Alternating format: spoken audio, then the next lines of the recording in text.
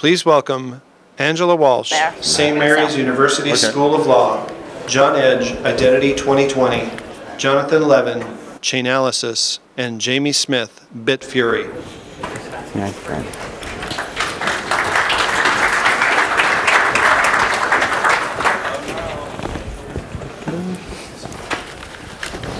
Okay, hi everybody. Welcome to our panel on engaging with international regulators. We have a really great group of panelists today. My name is Angela Walsh, and I'm a professor at St. Mary's University School of Law in San Antonio. And here with me today, we have a lot of people who know a lot about engaging with international regulators. So right here to my right is Jamie Smith, who is now the communications person at Bitfury. But has, you may know her because of her illustrious past before that, working with, as a communications person for people like the Obama administration and Hillary Clinton. Okay, we also have Jonathan Levin, who is the co-founder of Chainalysis, which does data analysis or analytics. He'll explain it to us more, right, for regulators. And we also have John Edge, who is the founder of ID 2020, and I think we'll hear more about how that business works as well. So just kind of kicking things off, just a very baseline question. Why is engaging with regulators important? Why is it worth talking about? Well, engaging with regulators is important because they can either help you or hurt you. So I think that, you know, there is a sense that in certain communities that all regulation is bad, and I don't think that's true, but I think that we have a responsibility as innovators in this community to engage with the right people in a strategic way so we can help them understand what this is, ensure that they're understanding it and hearing about it from the right people, and that they're empowered to know that there is a community of folks who want them to get this right and let us continue to innovate. Okay, so if you do it wrong, it could go badly. Okay, yeah, so there are risks involved that you see in not engaging with them. Yeah, Washington in particular has a real tendency sometimes to regulate on things they know nothing about. So it won't stop them. So it's on us to do it right. And my last point is I would just note that more domestic policy happens in the first 2 years of any presidential administration than any other time. So the hot zone, the real moment in time, could actually come a lot sooner than people think, and we need to be ready for it, particularly in the United States. Okay. Do you guys have anything to add? Yeah, so I would say that also the technology in general is something that does lend itself to interfacing with regulators due to the amount of transparency that something like Bitcoin has. Like, Bitcoin is decentralized. Someone in the government can run a Bitcoin node. Someone in the government can actually see what transactions are going on. And by default, you actually have regulators who can see what you're doing, and therefore interfacing with them is going to be important due to the amount of transparency that you are that you have in your business. And now managing exactly how that interaction goes is about education, is about communication, giving them proper tools, and having a strategy around it. But you're not going to fly under the seat of the radar if you're running a decentralized open network where the government can also come and see. Okay. So a slightly different position here because I'm not thinking within a company construct, but first things first is the regulators have got an important job to do. They're there in order to protect the consumer. And so the regulators, from a budgeting point of view, I think is a very interesting place to start in the conversation, in that how much resource do they have? You know, how many people in this room have a PhD in computer science? 1, 2, 3-ish. So this stuff's reasonably complicated, isn't it? And so with that in mind, how on earth is a regulator who's got 1,000,001 other things on their mind to get their head around this? So there's a responsibility on emerging technologies to take the time to be patient with regulators who have an appropriate role to do. There's always the construct of saying, well, if you don't want police in society, then you can go and move somewhere there's no police and no security. So there has to be a balance. And the engagement models, and I think it was referenced earlier today, but we in the UK we put the Whitechapel think tank together. I think Jeremy's in the room, but Jeremy Wilson and I co-founded the Whitechapel think tank to create an engagement model for the government and regulators as a clearinghouse for people to ask questions. And I think it's an important point to start. That I listen to a lot of conversations where the regulators are this and the regulators that. It's like, hang on, give them a break. It's really difficult stuff, this. And we've got to start firstly with saying most of us don't understand the future of this, and we have to work with the regulators through construct. Right, so education is a really crucial part of it. So you facilitated a think tank where people can come, the regulators can come and get to know about it better. What are some other concrete things that the industry can do to educate regulators? Is it white papers? What kinds of things? I think right now a lot of white papers are being issued, and in deep respect for my own company, I think we do a fair bit of work in that space. But the reality is that we have to get our message a lot simpler.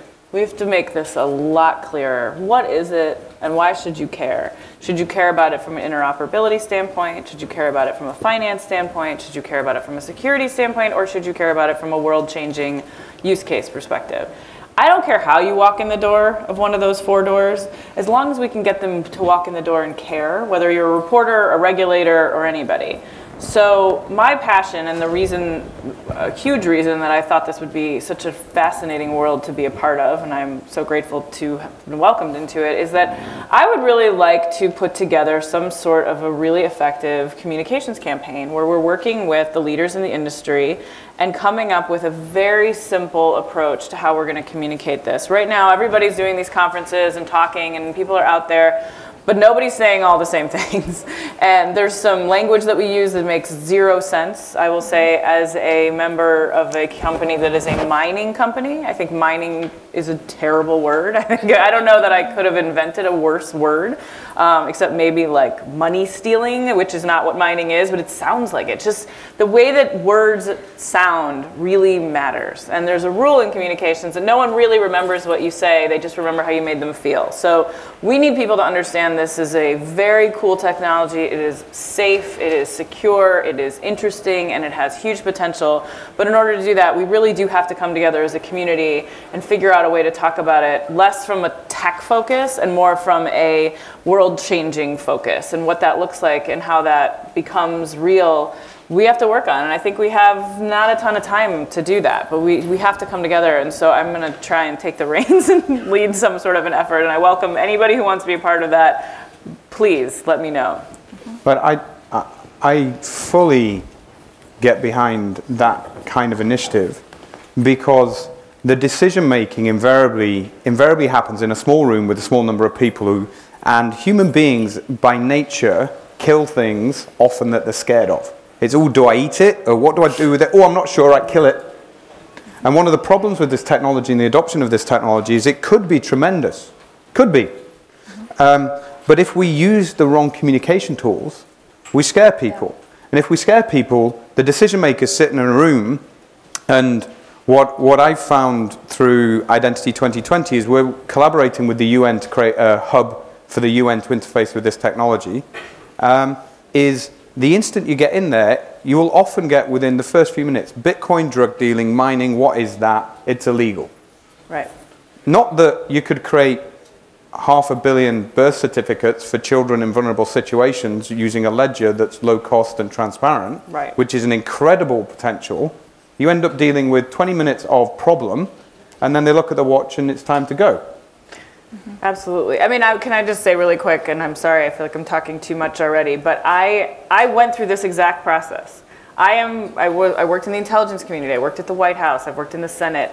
I know how these people think, especially in the US. I got a call from a friend of mine, my son was 10 days old, and he said, listen, I think that you would really be interested in this. There's a position as a global head of communications for this amazing startup. And my first thing out of my mouth was, no way, that's like criminal money. That's what I thought it was. And he said, okay, well, you're wrong, but take time to learn about it. And I spent my entire maternity leave being completely transformed by what this was, and realizing that not only is it amazing, but there is not a single communications effort happening in a real professional scale in the entire community, and what a great opportunity that would be to work with everybody to try and get it there. And I sort of can flip this into Jonathan now, which is we live in a world of digitization and data. And I saw capital markets go from using telephones to using computers over 15 years. And we built a company that monitored computers doing trading in order to give regulators better understanding of what automated trading was. And that was a 15-year process. And so I've seen this before. So the data component's essential, and critically, and this is a real layup for you, the visualization of the data. So there's market communications, which Jamie's world class at, and then there's visualization of the data to start, and you start to put those hand in hand, and you're getting somewhere. So the way that I see, so I interface with regulators in somewhat of a different way to, I guess, most people in the industry, in that I have regulators as customers who actually use our tools to be able to examine their clients and make sure that companies in their jurisdictions are applying good anti-money laundering programs and know your customer requirements. So we actually give regulators tools to be able for them to be able to do their job. Now, some of that is education, but we also provide them tools.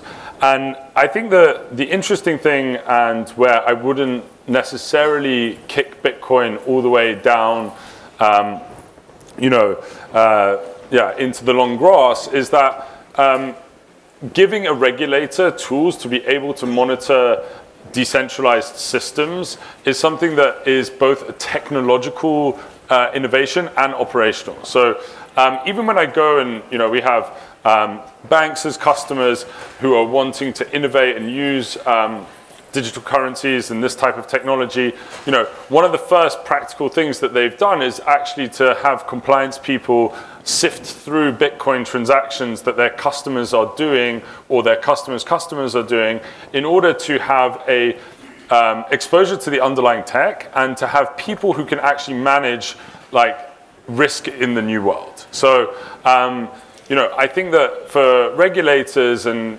what is front of mind of most regulators, I would say that I interface with, is the immediate risk of things like Bitcoin or things like Ether or other digital currencies that are decentralized, open, permissionless systems that can be abused. And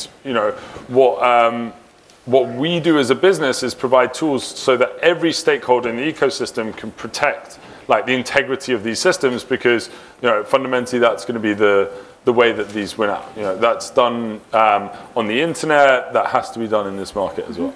Now, on this point on communications, so because from a communications point of view, if you look at suspicious transaction reporting in capital markets and you look at the fines that banks have had for not reporting their transactions, there have been significant continuous fines of big institutions for a long time around lack of disclosure of appropriate transactions, which is a data problem. It's a ledger problem. We've got systems within the bank that are full of data. We can't get through them quickly enough, and we can't report errors to the regulators.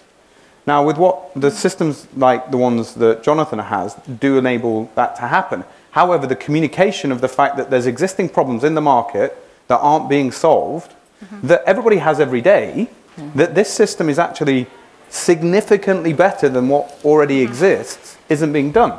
Right. So therefore, you get beating up on the new technology. And if somebody were to just sit there a second and go, why don't we just look at the way the business is run today?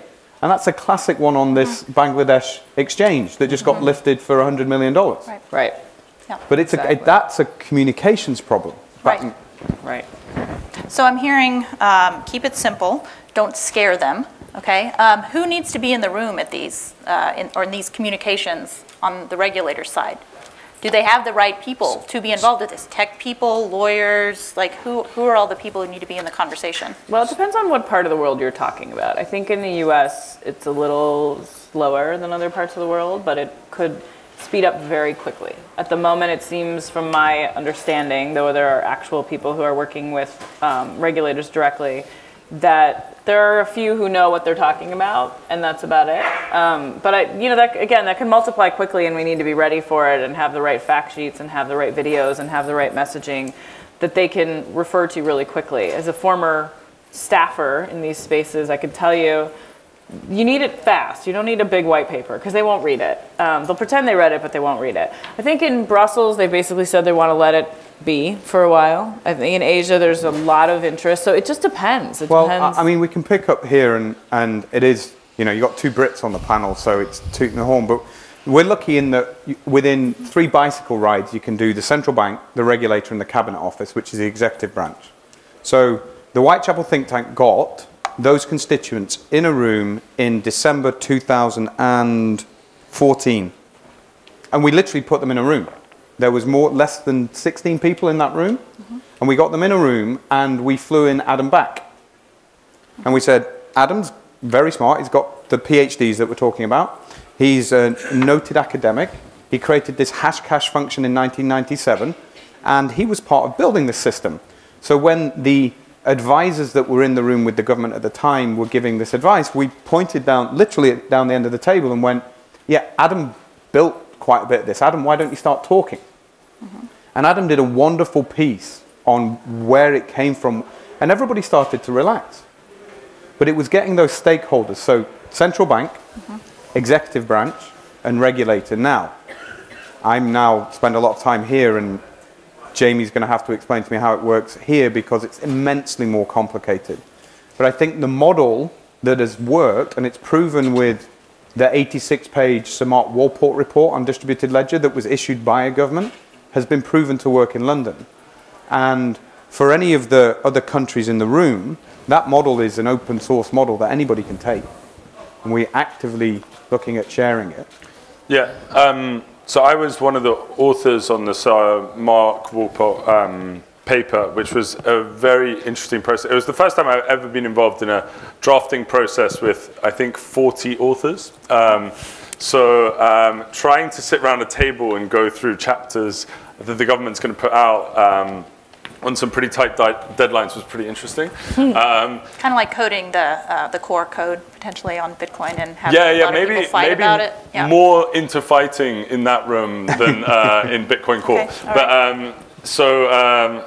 I don't think that's possible. I think it was a really good model, and it definitely got a lot of interest from senior ministers who do take these types of reports on planes or keep them next to their bedside table to read at night. And that has prompted a lot of more conversations, definitely in the UK. There was a good event that I was at last week in London that was a follow-up event to that.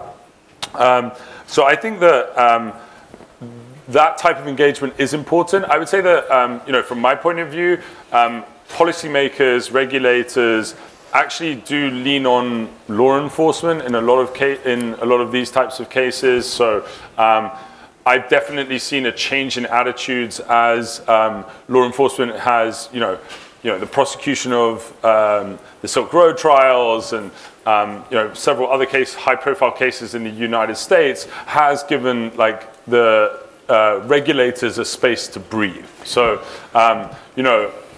what do you mean by that? Go ahead. Yeah. So what I say is that if I'm sitting there trying to make a policy decision, the people that I'm wary about how good they are at dealing with this technology are law enforcement people to protect the citizens. So with this advent of the new technology, are we seeing abusive patterns and citizens getting harassed, losing money? Are there illegal activities happening? And if law enforcement has the capabilities to be able to counter that, then I think that the regulator doesn't need to go as fast for the pen. And goes a little bit, we'll say, what do you need as law enforcement? And law enforcement will turn around and say, definitely what we need are licensed exchanges. So can you go out and tell all the digital currency exchanges that they need to keep records, that they need to know who their customers are, and provide us information where we need that. And so that can be quite onerous in some cases, but also, it's a minimum standard that is being applied at the moment. So I would just add, I don't know how many people in the room are familiar with the Blockchain Alliance that Jason Weinstein created with the backing and support of so many of us in the industry. through the Digital Chamber and Coin Center. But if you're not familiar with it, it's definitely worth taking a look at. It's about 7 or 8 months old, so it's new, but we're essentially working. He was the former head of the criminal division at DOJ. And Alan Cohn, I'm seeing you out of the corner of my eyes, also working on this, former DHS. And what the Bitfury Group has actually done is work to amass a bit of a team of former government officials who can help guide this process and other outreach and communications. So we've got a really phenomenal guy from the State Department, two of us from the White House, somebody from the CFTC, DOJ, DHS, et cetera, because we know the language that they speak and we understand how to make people feel a little bit safer about this and understand the potential of it. And the particular law enforcement work that's happening on the Blockchain Alliance, I won't speak for Jason, but it's really exciting. And there was a point in the internet where law enforcement said, hey, can you teach us how to use this? And that is thankfully not only happening with blockchain, but it's actually happening a lot sooner than it did with the internet. And so I think that you're exactly right. I mean, once people can actually see use cases, it's a lot easier for folks to wrap their heads around the potential here and to see how consumers, because to your point, I mean, if you're not protecting consumers, then, why should, again, you have to always go back to the main communications goal, which is why should I care, right? And so I think that these are really simple examples of seeing the power and the potential of this. Okay. So does everyone need to have a communications team? No. We all just need to figure out a way to come together. And I think if folks will let me, I think I have a little bit of a plan on how to do that. And I'm just new in this space, so I'm going to start reaching out to all of you and figure that out. It's not going to happen overnight, but I think that we're learning a lot from talking to reporters and influencers about what's working and what's not working. What people care about and what they don't care about, and what makes the most sense. But I don't think, people need to create their businesses and be successful at them. I think that if everyone can do, I don't know if you're familiar with this, there's people from the international spaces, but essentially like a little bit of a Got Milk campaign for what this is.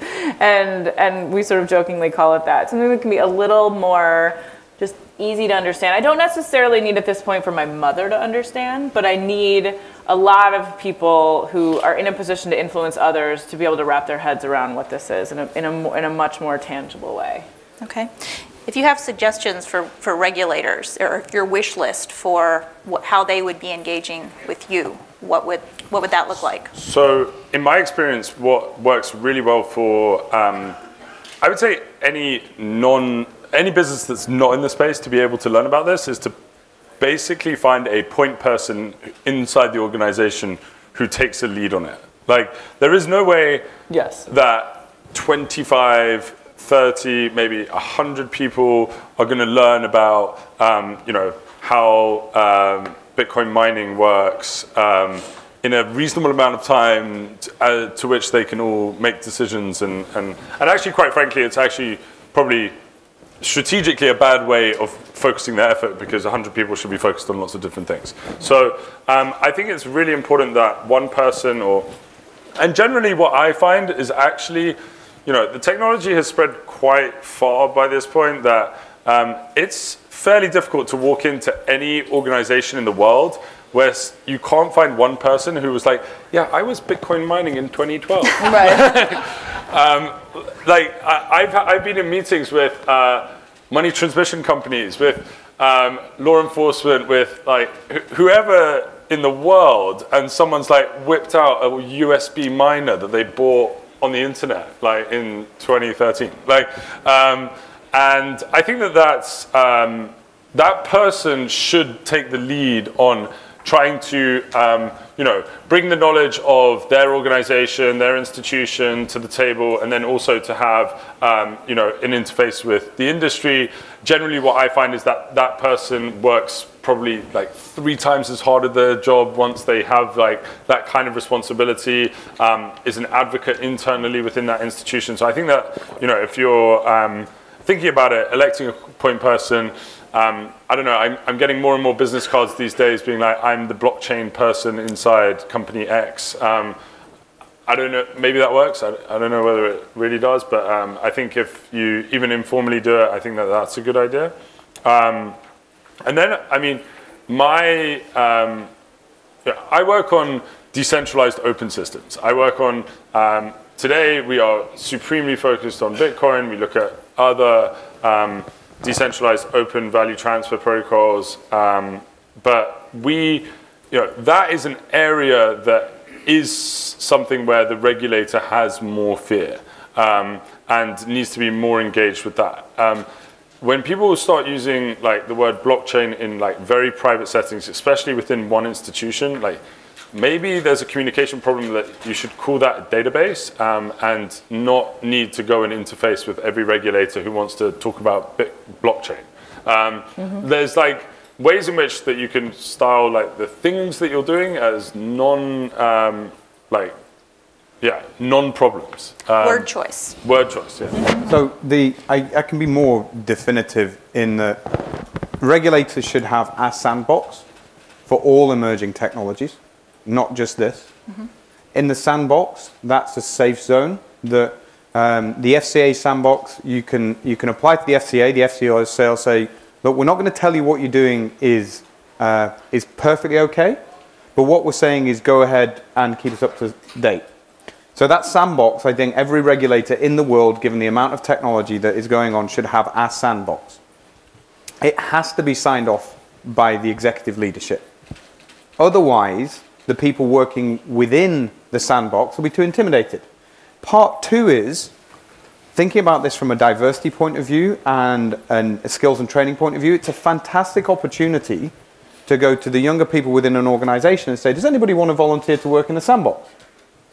And what you get is an army of people willing to work pro bono within your organization to help you shape a sandbox.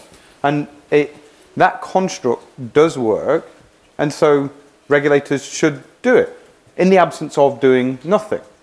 Now, the explanation of why you should do it and what not is a different story, but a sandbox within a regulator for emerging technology makes perfect sense.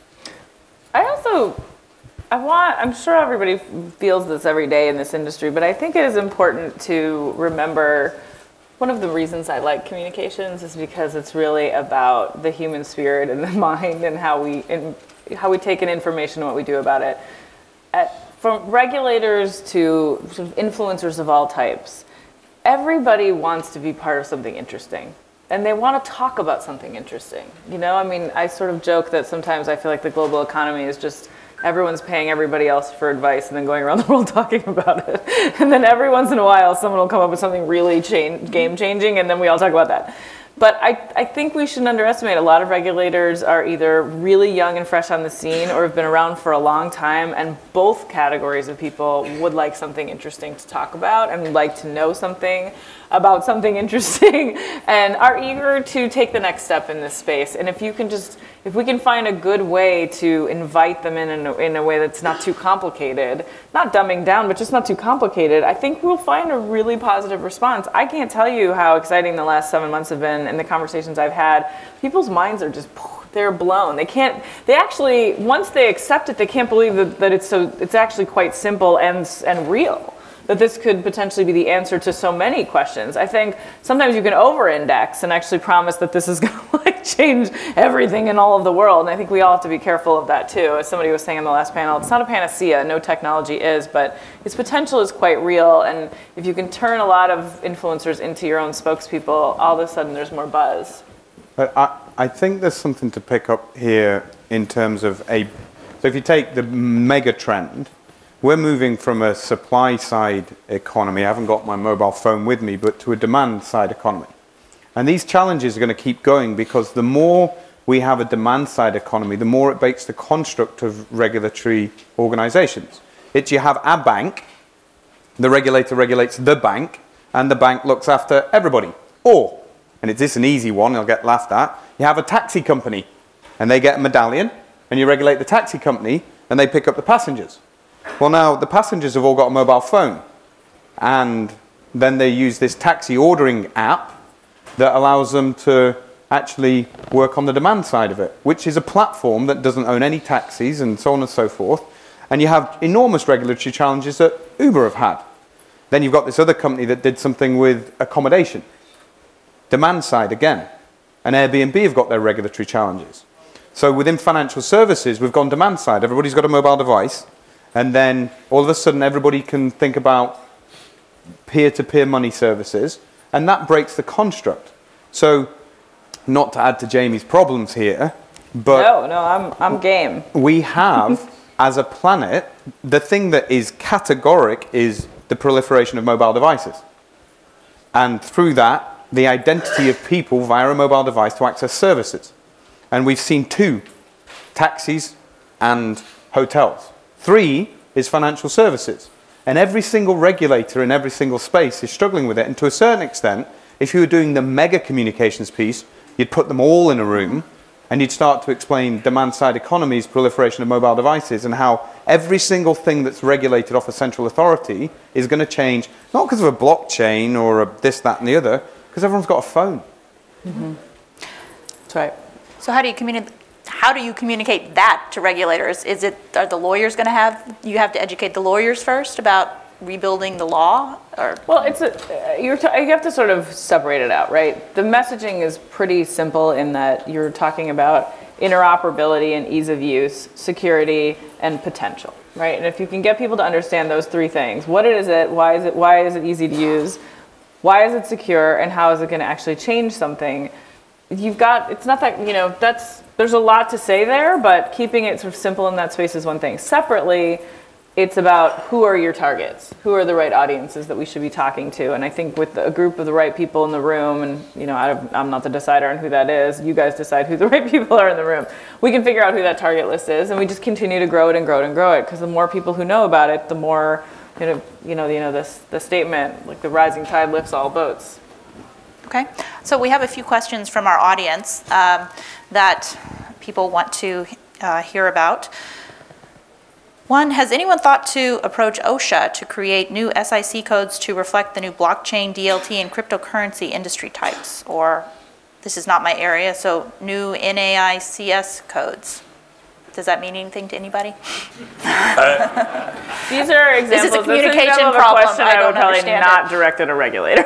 They would be like, what? It sounds like standards bodies. I don't know. So let's pick it up. If you go and speak to an options trader in Chicago about trading options, there's hundreds of thousands of options listed, and every single second of every single day, different codes of different options trade. Okay. And you have something called an ISIN code, and you have a RIC code, Reuters Information Code, and you have a Bloomberg symbol, and you have tickers. So securities have tickers, and we've been through this construct before. But again, when you're looking at the 1934 Securities Exchange Act, which is what all our capital markets in North America run on, there are sections for how you deal with security masters. And there are. So that question is a very good question, but if you put it out in that way, that's one way of looking at that question is that's a demonstration of somebody who really understands a problem. And it's another way of demonstrating to a regulator that they're stupid. And the regulator will feel stupid and will get you out the room, because that's what they do. That's what people do. If you feel stupid, you're not going to sit there and go, actually, yeah, I don't understand the faintest thing of what you're doing, but I'm kind of in charge of regulation for the country, so I'm just going to admit that in open. So I think we have to look at things that already exist. ISDA, International Swap Dealers Association, founded in 1985 by 3 guys on the creation of swaps, which was a brand new securities product that no one understood. Now ISDA is a global organization, it has global standards, and if you do an OTC contract, it's on an ISDA document. There are all these mechanisms out there, and what we have to do is look at existing constructs, part of the communication, and then map it over. So the answer is, that would fit in our process. I'm absolutely positive it hasn't been addressed at the highest level, because before we can do those conversations, we have to do what Jamie's been talking about. Okay. What about international regulators? It sounds like we've been focusing mostly on American issues. Are there differences internationally? Yeah, so I actually do interface with a lot of, I guess, maybe some regulators, I would say probably more law enforcement around the world, because a lot of cyber investigations actually happen globally rather than just in the United States. So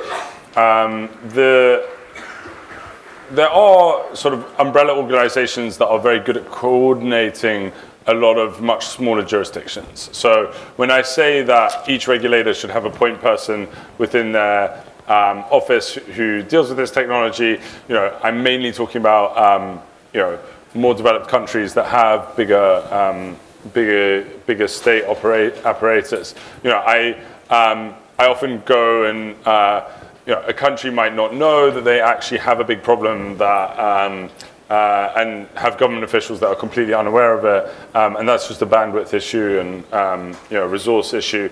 I think the way that, you know, us sitting in New York City and, you know, I see a lot of people in this conference are actually probably from the United States or Western Europe. You know, we can reach out to a lot of these like global organizations, make sure that they are inviting all of those different countries to these types of events. I saw that CoinDesk was actually very generous in like how they did some of their sponsorship deals. You know, that's all very useful to bring the conversation together. And the tricky part about it is that oftentimes those people don't know that they need to know, which is the problem in the first place. I mean, I sometimes go to training and go, I was like, do you need the training? They were like, we don't know that we need the training, so we definitely need the training. Yeah. So I think that you know, a lot of these, and I mean for us, like I can't, you know, I'm on a plane quite a lot, but I can't go to, you know, 210 countries. I need to go to like one country and there's 60 countries there to meet and talk about this. But I could pick that point up about using, scaling is very important. So Jamie notes that we've got election time in this country, but with ID 2020, what we've done is we've built a hub for the United Nations for all the innovators in every innovation lab around the world to coordinate with the United Nations on the task of providing legal identity for 1.5 billion people on the planet that don't have a recognized legal identity. Now, what the United Nations has is operations in every country in the world. So there are existing constructs and frameworks that we can work within, and it's a question of tying the dots together. So there are organizations within the United Nations that speak to all the regulators. And a Jonathan and Jamie briefing at that working group with those that they can then go out would work very well. So what we have to do as an industry is think through everything that exists and not repeat it. Yeah, right. Don't reinvent the wheel. Yes. Right. And you know, our company is also engaged in advancing our work in the software space, where we're working with various companies and organizations and governments on how to actually, if you want to take all of your work and move, or some of it, and move it to a blockchain type system, what does that look like, soup to nuts. But I think that what we do is we're basically tracking kind of where are we in this movie around the world. You know, if you look at Africa, there are lots of places where this is taking off in a big way, and how can we support that? We've supported BitPesa and other companies there. In Latin America, I think that there is a lot of opportunity. Every country is a little different. Some are just, I think a little bit more information would open a lot more doors, and there's just a little bit of a fear. Brussels, again, as I said, came out and basically said that they're not going to do anything on this for a while because they want to let the innovation thrive and learn from it. London is, I was just there 3 weeks ago. Everyone there is like super into this, as you guys both know. And Asia, I'm not an expert. I think that there's a ton of interest, and I think there's only huge potential, but everywhere's in a different place. And I think it's a matter of, again, coalescing in a communications effort that can sustain some of the interest and get more people interested and answer some of the questions, and prevent people from going in the wrong direction and believing what is not actually accurate. Okay. I know one thing that I struggle with in keeping up with the flow of the never-ending stream of information about this industry and the constant reports from this regulator, that regulator, and the other is our vocabulary is not streamlined yet, right? Permission blockchains, private blockchains, DLT, right. like, when are we ready? How would we be ready to come to agreement on terminology? Is that an important thing to? Okay, that's the campaign. That's the communications campaign, is coming up, finding the right people who want to be a part of this process, and trying this out, seeing if we can test the messaging, put the messaging together, work with folks, and come up with some sort of a way of talking about this that everyone can somewhat agree on. Look, we're not going to solve every problem and every challenge, but there is anything that we do is good, better than where things are right now. It's just too confusing. The language is too technical. I'm not saying that we eliminate all of the, you know, I'm not trying to change what, like, the good actual substantive work that's happened, but the way you communicate about something is, you can't get to the substance if somebody stops listening to you. Yes. I just want to tell, like, a funny story on that is I was chairing the meeting of the miners, which was a meeting that took place in, I guess it was September 2014, when ghash.io was sort of going up to 50% of the Bitcoin network. And there was, we brought together a bunch of the mining companies in London in our office, and I was asked to chair the meeting, and suddenly what happened was someone was like, okay, I think we need to get rid of this word mining. And then another miner stood up and goes, no, I'm a miner.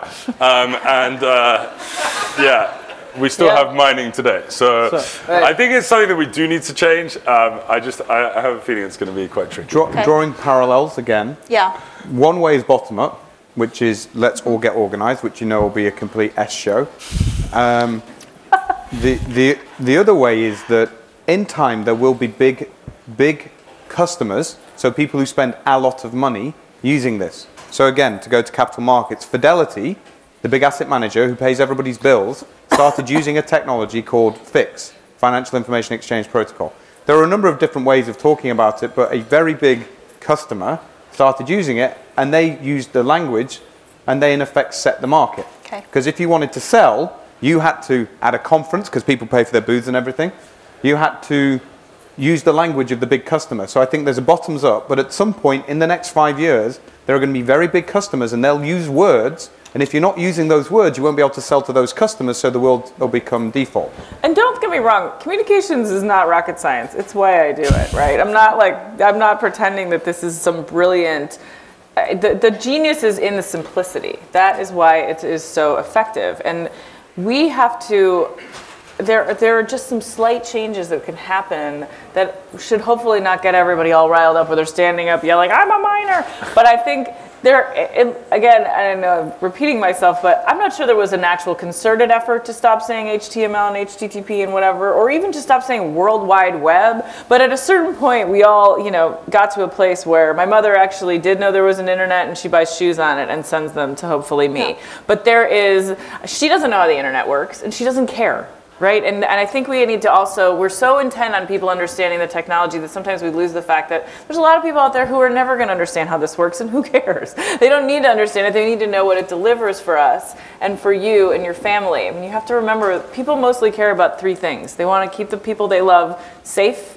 They want to keep the people they love provided for, and they want to maybe, if they're lucky, make the world a better place. This technology actually addresses all three of those things. And in any campaign, if you are not talking to those three human needs, you're probably not going to win whatever election or campaign you're trying to run. And so we as a community have a responsibility to come up with some sort of a communications effort that says, this is what this does, this is why you should matter, and this is what it's going to mean for the future. And I really think that if we can do that and keep it easy and keep it simple, and open the umbrella to anybody who wants to be a part of that, I think you're going to see the price of Bitcoin go a lot higher than $500 a Bitcoin. I really do. I think you could get to a place where, as Barry Silbert likes to say, you're looking at $10,000 a Bitcoin, and then you'll start seeing a lot of things change. But if that's what drives you, I don't care what gets you to the table to help me with this effort, but I hope that you'll join me. Well, on that note, I think we are out of time, but thank you so much to our great panel today. Thank you. I learned a lot.